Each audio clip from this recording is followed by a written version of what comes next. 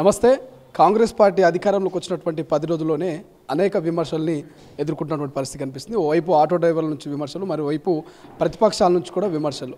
So నేడు అసెంబ్లీలో కూడా శ్వేతపత్రాలు విడుదల చేసేది. ఇప్పటికే 6 లక్షల పైగానే అంటే దాదాపుగా 7 లక్షలకు అప్పుల్లో కూరుకుపోయినటువంటి విధానాన్ని మనకు ఇప్పుడు రాష్ట్ర ప్రభుత్వం చూపించే ప్రయత్నం చేస్తుంది. ఇక రైతు బంధు విషయంలో కూడా ఇప్పటికే రైతులు ఎదురు చూస్తూ ఉన్నారు. సో ఇప్పటి వరకు ఇంకా రైతు బంధు పడినటువంటి సిచ్యువేషన్ మనకు కనిపిస్తుంది. సో మాట్లాడదాం. సో బీజేపీ అధికార ప్రతినిధి రచనారెడ్డి గారు ఉన్నారు. సో రచనారెడ్డి గారు ఏం చెప్తారు రైతు బంధు విషయంలో? గత ప్రభుత్వంలో ఉన్నటువంటి హరీష్ రావు గారేమో ఖచ్చితంగా సోమవారం టీన్ పడతాయినటువంటి ఆయన వ్యాఖ్యలతో ఆగిపోయింది. తర్వాత అధికారంలోకి వచ్చిన కాంగ్రెస్ కూడా 9వ తారీఖు నాడు రైతు బంధు వేస్తామన్నది. సో ఇంతవరకు రైతు బంధు లేదు. ఏం చెప్తారు?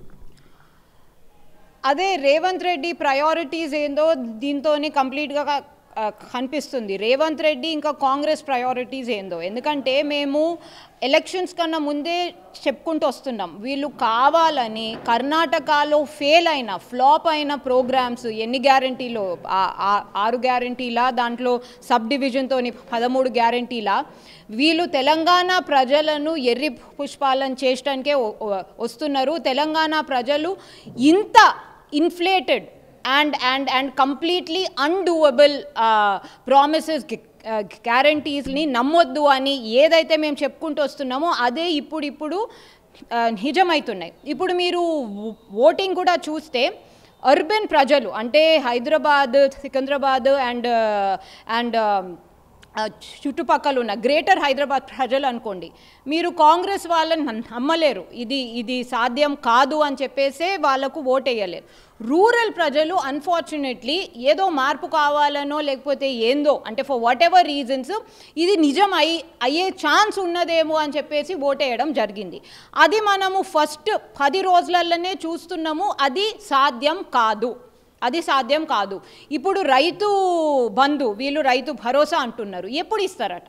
ఎందుకంటే అప్పుడు సోనియమ్మ పుట్టినరోజు, ఈ పుట్టినరోజు, ఆ పుట్టినరోజు వచ్చింది, అయిపోయింది. ఇంకో పుట్టినరోజు కూడా పెగ్గరకు వచ్చేటట్టుంది.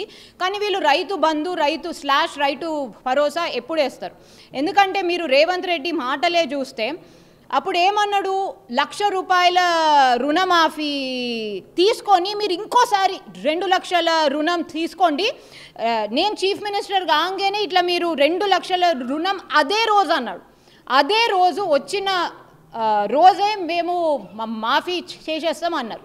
1,00,000 అయింది, 2 లక్షలు అయిపోయినాయి, అన్ని లక్షలు అయిపోయినాయి. ఇప్పటి వరకు రుణమాఫీ గురించి ఒక ఊసెత్తడం లేదు.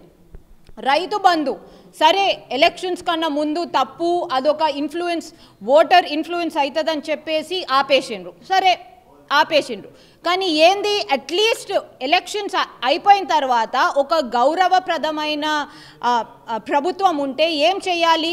సరే సచ్చి చెడి అయినా ఇది ఆ ప్రభుత్వంది ఇంకా బాకీ ఉంది, చేయాల్సింది ఉంది, దీన్ని చేసేద్దామని చెప్పేసి చేసేసేయాలి.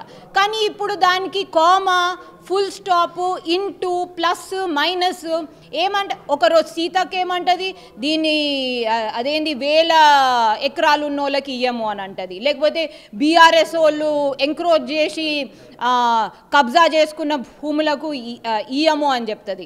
లేకపోతే అదేంది గుట్టలు పుట్టలకు ఇయ్యము అని చెప్తారు. లేకపోతే రైతు కూలీలకు ఇస్తాము, లేకపోతే 5 ఎకరాల లోపు వారికి ఇస్తాము ఆలోచిస్తాం. అంటే వాట్ ఈజ్ ఒక ప్రభుత్వం అనేది ఎప్పుడైతే కన్ఫ్యూజ్డ్గా బిహేవ్ చేస్తుందో ఆ ప్రభుత్వం నుంచి ప్రజలు ఎప్పుడైనా కేర్ఫుల్గా ఉండాలి, కాషియస్గా ఉండాలి. ఎందుకంటే మేము అధికారంలోకి వచ్చినటువంటి వారం రోజుల్లోనే 2 పథకాలని అమలు చేసినాం. ప్రతిపక్షాలకు ఓపిక లేనట్టున్నది. మేము 100 రోజులలో 6 గ్యారెంటీలు అమలు చేస్తామన్నాం. ఎందుకు ప్రతిపక్షాలు ఇంత తొందరపడుతున్నాయి అనేది వాళ్ళ మాట. ఏం చెప్తారు? వాళ్ళ మాట అంటే ప్రతిపక్షాలు నువ్వు డేట్ మిస్ చేసినాక నేను ఇంకా ఏం నమ్ముడు ఉంటుంది? నువ్వు చెప్పిన డేట్ నువ్వు ఇది 100 రోజులలో పూర్తి చేస్తా అనలేవు. 6 గ్యారంటీలో 13 గ్యారంటీలో 100 రోజులలో ఇచ్చేస్తా అన్నావు. కానీ నువ్వు రైతు బంధు 9వ తారీఖు లోపేస్తా అన్నావు. 9వ తారీఖు రోజు టింగ్ హరీష్ రావు కంగ్ అని అటువైండు, ఈయన టింగ్ అనుకుంటే ఇంకా స్టార్టే చేయలేడు. నేను ఎందుకు నమ్మాలా? నువ్వు రాగానే ఆర్టీసీని కంప్లీట్లీ బర్బాద్ చేసేసినావు. ఆడవాళ్ళు కూడా ఈ ఫ్రీ బస్ ఫెసిలిటీతోని వాళ్ళు ఎక్కువ ఏమి ఇంట్రెస్టెడ్ లేరు, హ్యాపీగా కూడా లేరు. వచ్చిందిలే అన్నట్టు ఉన్నారు. కానీ చాలా బస్సులు అయితే రష్గా ఉన్నాయి కదా, చాలా మంది మంచిగానే ఉంది, దీనివల్ల మాకు చాలా లబ్ధి గుర్తుంది అంటున్నారు కదా. సో ఏం చెప్తారు మరి ఆర్టీసీ? నాకు ఫ్రీగా ఏదైనా ఇస్తే నేను కూడా ఒప్పుకుంటా బాబు, ఫ్రీగా ఏదైనా ఇస్తే ఎవరైనా అంతే. కానీ నువ్వు ఆర్టీసీ ఏ సిచ్యువేషన్లో ఉంది, ఏ సిచ్యువేషన్ నుంచి కోరుకుంటుంది, అసలు ఆర్టీసీని ఒక ప్రాఫిట్ మేకింగ్ ఎంటర్ప్రైజ్గా ఉంచాలా? సరే, పబ్లిక్ యూటిలిటీ కంపెనీ ఎప్పుడైనా ప్రాఫిట్ మేకింగ్తో పాటు సోషల్ వెల్ఫేర్ కూడా చూస్తుంది. కానీ ఇక్కడ ఎంత సోషల్ వెల్ఫేర్ ఉందో, ఎంత ప్రాఫిట్ మేకింగ్ ఉందో ఒక బ్యాలెన్స్ అన్న ఉండాలి కదా. సరే, ఫ్రీ బస్సు స్టార్ట్ చేసినావు, మళ్ళీ రైతు బంధు ఎప్పుడు ఇస్తావు?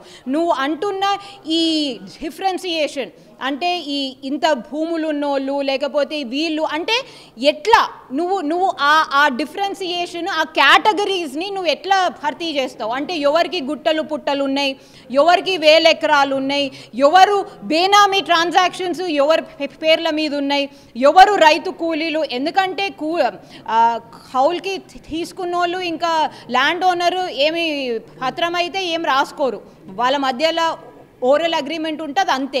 అయితే నువ్వు ఇప్పుడు పత్రాలు రాసుకునేదాకా నేను రైతు కూలీలకు ఇయ్యా అంటావా? అంటే ఏదన్నా ఒక ఎక్స్క్యూజ్ నువ్వు స్టార్ట్ చేస్తున్నట్టే కదా. ఈ ఈ ఈ ఢమ్రు అంటారు, అంటే ఈ కన్ఫ్యూజ్డ్ మెంటాలిటీతోని పాత కాంగ్రెస్ ప్రభుత్వాలు ఇలాగే తెలంగాణ ప్రజలను మోసం చేసినందుకే తెలంగాణ ఆంధ్రప్రదేశ్ విడిపోయినాయి. ఈ కొత్త ప్రభుత్వం కొత్తగా అదే డ్రామా స్టార్ట్ చేసింది అంతే. అండ్ ఇప్పుడు నీకు రైతు బంధు కోసం పైసలు లేవు, నువ్వు ఇప్పుడు ఈ తబ్లీగీ జమాద్ అనే ఒక ఎటువంటి మూలాలు లేని, అంటే ఒక షేడీ మూలాలు, డేంజరస్ టెర్రరిస్ట్ లింక్స్ ఉండవచ్చు అనే మూలాలు ఉన్న ఒక ఇన్స్టిట్యూషన్కి 3 కోట్లు ధారాదత్తం ఎట్లా చేస్తావు? అండ్ ఆ కాంగ్రిగేషన్ 3 రోజులు ఉందట, ఆ 3 రోజులకు ఇంత ఇన్ఫ్రాస్ట్రక్చర్ ఫెసిలిటీనా? నువ్వు ఏం చేయాలనుకుంటున్నావు? మొత్తము తెలంగాణను తాలిబనైజ్ చేయాలనుకుంటున్నావా, లేకపోతే ఒక డెవలప్మెంటల్ సోషల్ వెల్ఫేర్తోని కూడుకున్న ప్రభుత్వం నడపాలనుకుంటున్నావా? ఎందుకంటే ఆపోజిషన్ వాళ్ళు 6 నెలలు అంటున్నారు, ఏడాది అంటున్నారు, 3 నెలలు అంటున్నారు. అంటే నువ్వు ఇట్లా చేసుకుంటా పోతే 3 నెలలు కాదు, 2 నెలలే. ఎందుకంటే తెలంగాణ ప్రజలు ఈ 10 ఏండ్ల పడ్డ క్షోభ తర్వాత ఇంకా వెయిట్ చేసే దీంట్లో లేరు, నీకు ఛాన్స్ మీద ఛాన్స్ ఇచ్చే దీంట్లోనైతే లేరు. కానీ మీ పార్టీకి సంబంధించినటువంటి కొంతమంది నాయకులు ప్రభుత్వం కూలిపోతుంది అంటూ కూడా చేసిన వ్యాఖ్యలు గాను వాళ్ళు ఆల్రెడీ కౌంటర్లు వేస్తున్నారు. సో బీజేపీకి సాధ్యమే ప్రభుత్వాన్ని కూల్చడము, ప్రభుత్వాన్ని కూల్చి వాళ్ళ స్వాధీనం చేసుకోవడం, ఎమ్మెల్యే కొనుగోలు చేయడం, బీజేపీకి బీఆర్ఎస్కు కొట్టినటువంటి వెన్నతో పెట్టిన విద్యలా అంటూ కూడా వాళ్ళు కామెంట్ చేస్తారు. ఏం చెప్తారు మీరు? ప్రభుత్వాలు కూల్చాలంటే ఏ పార్టీకైనా, ఎస్పెషలీ ఈ నంబర్స్ ఉన్న ఈ తెలంగాణ ప్రభుత్వంని కూల్చడానికి ఏ పార్టీకైనా డిఫికల్ట్ కాదు. కానీ మా నాయకులే ఖరాఖండిగా చెప్పిండ్రు మేము ప్రభుత్వాన్ని కూల్చము అని చెప్పేసి. ఈ ప్రభుత్వము వీళ్ళు చేసే పనులతోని కూలిపోతుందా అనేది వాళ్ళు డిసైడ్ చేసుకోవాలి. ఎందుకంటే ఇవాళ కంప్లీట్లీ కాంట్రడిక్టరీ వైట్ పేపర్ ఇచ్చినావు. 20% అంటే ఎక్స్పెండిచరు, రెవెన్యూ, రాబడులు ఇంకా దిగుబడుల మధ్యలో 20% డిఫరెన్స్ ఉన్నది అంటున్నావు. మన తెలంగాణ బడ్జెట్లో ఆ డబ్బులు లేవు అంటున్నావు. ఈ 20%